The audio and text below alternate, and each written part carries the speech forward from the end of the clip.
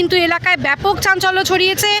ইতিমধ্যে খবর দেওয়া হয়েছে ভক্তিনগর থানার পুলিশকে, ঘটনাস্থলে ছুটে এসেছে ভক্তিনগর থানার পুলিশ। পুরো ঘটনা তদন্ত করছে পুলিশ। তবে দোকানের মালিক তিনি যেমনটা জানাচ্ছেন, সিসিটিভি থাকা সত্ত্বেও কিন্তু কোনোরকমভাবে সেই ফুটেজ রেকর্ড হয়নি। কারণ দোকানের মালিক যেমনটা জানালেন অন ক্যামেরা, তার স্টোরেজ ফুল থাকার দরুন তার যে ক্যামেরা, সেই ক্যামেরায় কিন্তু রেকর্ড হয়নি। তবে ইতিমধ্যে তারা কিন্তু একেবারে ভেঙে পড়েছেন, কারণ তারা যেমনটা অভিযোগ করছেন এই নিয়ে 3 বার তাদের দোকানে কিন্তু চুরির ঘটনা ঘটেছে এবং সেই চুরির ঘটনায় তারা কিন্তু একেবারে ভেঙে পড়েছে।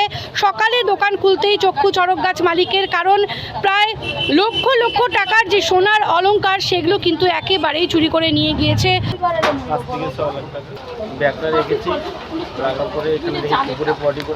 আচ্ছা, তো আমি একটু বালি নিয়ে আনতে গেছি, জল দিলাম যাচ্ছিল না, বালিটা আনতে গেছি, ব্যাস ওখান থেকে দেখি যে আমার ব্যাগটা নিয়ে ও বাইকে উঠে দিল।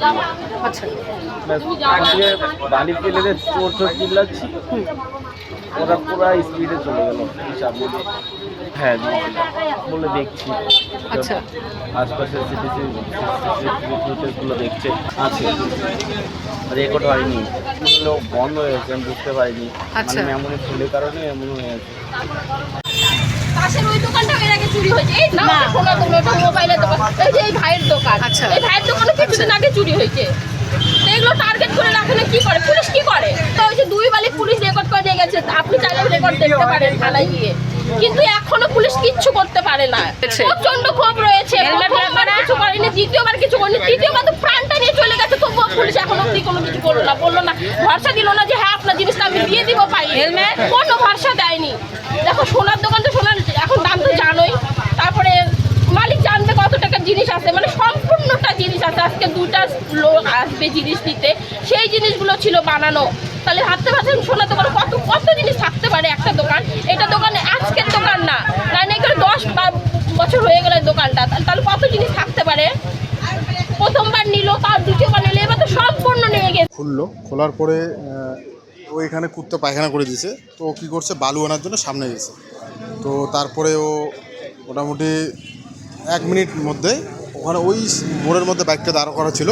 তো তারপরে একটা বাইক এখানে এসে বাইকটা দাঁড়ালো, আর 2জন ছিল, 2জনের মধ্যে একজন ভেতরে ঢুকে ভেতর থেকে ব্যাগটা, একটা কালো কালার ব্যাগ ছিল, ব্যাগটা নিয়ে পিছন যে বাইক নিয়ে আসলো, ও বাইকে করে উঠে পুরো ধাওয়া হলো। এ হলো চোর চোর বললো। বাস তখনই আমি ওই আমাদের এই ভবনটার সামনে আমি ওয়াল থেকে টপকে দেখলাম যে 2 সেকেন্ডের মধ্যে মানে কদমতলা পার হয়ে গেল। তো তারপরে তো সবজন লোকজন চলে আসলো, পিছন থেকে ধাওয়া করলো 2-1টা বাইক, ও পারলো না, এতটুকুই। এটা সাউথে অবশ্যই টার্গেট করা ছিল, নাহলে একটা সোনার দোকানে ওইভাবে কোথায় ব্যাগ রাখে ও কীভাবে জানবে? হ্যাঁ, মাঝে মধ্যে ইস্টার্ন বাইপাসে বেশি। এইখানে তো যেমন এই মোবাইলের দোকানটা একবার চুরি হলো, এটা এই সোনার দোকানটা এবার নিয়ে 3 বার চুরি হলো। না ধরা, ওটা তো উপর থেকে টিন কেটে উপর থেকে চুরি হয়েছে রাত্রিবেলা, আর আজকে তো দিনে দোকানের মালিক থাকা সত্ত্বেও চুরি হয়ে গেল। এটা একটু খুব খারাপ জিনিস, প্রশাসনের গাফলতির জন্য এরকম হচ্ছে। তাছাড়া তো এইরকম দিনের বেলায় চুরি অসম্ভব। আতঙ্কে অবশ্যই গ্রামবাসী যত এরিয়ার লোক আছে সবাই আতঙ্কেই আছে যে কখন কার বাড়িতে ঢুকবে চুরি করার জন্যে। এটা একটা খারাপ ব্যাপার। আনুমানিক দোকানদারের কাছে শুনলাম 5 থেকে 6 লাখ টাকা সোনা চুরি হয়েছে, পুরো ব্যাগটাই নিয়ে গেছে। ও জাস্ট বাড়ি থেকে এসে ব্যাগটা রেখে বালু আনার জন্য গেল, তারপরে ব্যাগটা নিয়ে চলে গেল। আমার মোবাইলে 3-4 লাখ টাকার মাল চুরি হয়ে গেছিল। পুলিশকে জানিয়েছি, রিকভারি দিতে ওই অল্প একটু 4-5-7টা ফোন রিটার্ন দেওয়া হয়েছে, আর বললো এগুলো বিল নাই, আপনি পাবেন না রিটার্ন, কোথায় কোথায় নিয়ে গিয়ে বেচছে, এগুলো পাবেন না, এইভাবে বলছে। ব্যাপারটা হচ্ছে ইদানিংকালে চুরির যে ব্যাপারটা হচ্ছে সেটা খুব বেড়ে গেছে। আমরা লক্ষ্য করছি যে দিন দিন এত চুরি হচ্ছে সেটা ধারণার বাইরে।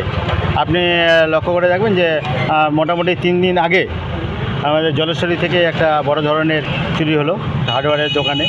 তো আজকে আবার যে সোনার দোকানে যে চুরির ঘটনা ঘটছে সেটা খুবই দুঃখজনক ব্যাপার।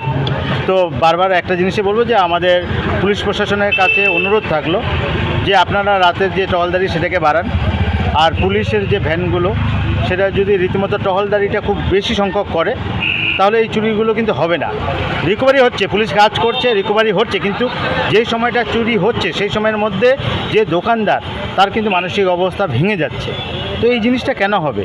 আমরা চাই যে পুলিশ প্রশাসন আরও অ্যাক্টিভ হোক, যেন এই চুরিগুলো না হয়, তাহলে সাধারণ মানুষ আমরা যারা আছি সবাই সুখে শান্তিতে ভালোভাবে থাকতে পারি।